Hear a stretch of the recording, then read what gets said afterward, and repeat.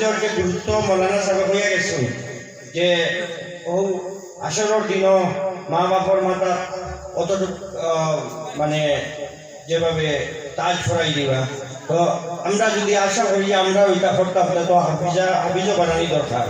তো হাফিজ বানাইতে গিয়া দুনিয়াদারি তো ছাড়া যায় না।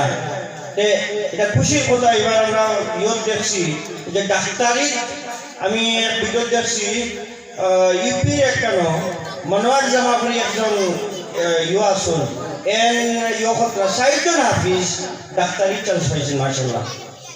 তো হাফিজ বশির আহমদ আমার সিনিয়র একজন এমএলএ আসুন, হাফিজ রশিদ আহমদ হাইকোর্টের সিনিয়র অ্যাডভোকেট, এরকম হাফিজ হইয়াও তো ডাক্তার ইঞ্জিনিয়ার সারা ওইটা যদি ভাবতরা আমরা ছেলেমেয়েরারেও আমরা জেনারেল শিক্ষার সাথে সাথে হাফিজ বানাইবার চেষ্টা করা উচিত।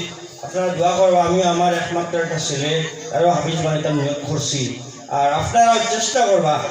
হাফিজ বানিয়ে মানে এটা না যে খালি ইমামতি করতো, হাফিজ হইয়াও বালা ব্যবসায়ী হইতে পারবো, ডাক্তার হইতে পারবো, ইঞ্জিনিয়ার হইতে পারবো, ম্যাজিস্ট্রেট হইতে পারবো, কোনো অসুবিধা নাই। কিন্তু আখেরাত তো আমরা বলে দিব মা বাপ হিসাবে আমরা যদি আমরা বানাইতে পারি তাহলে আমরা কবুল করুক, যাতে আমরা মনটা এইভাবে কিছু আগায় দিনী শিক্ষার প্রতি ছেলেমেয়েরা যাতে আমরা ইয়ে করতে পারি।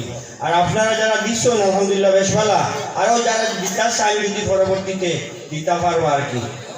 তো এখন আমরা হুজুর তাই ওয়াজ করতাম, আমরা মন দিয়ে শুনতাম, জানাফরকে আমরা অত সময় তাকে আসি।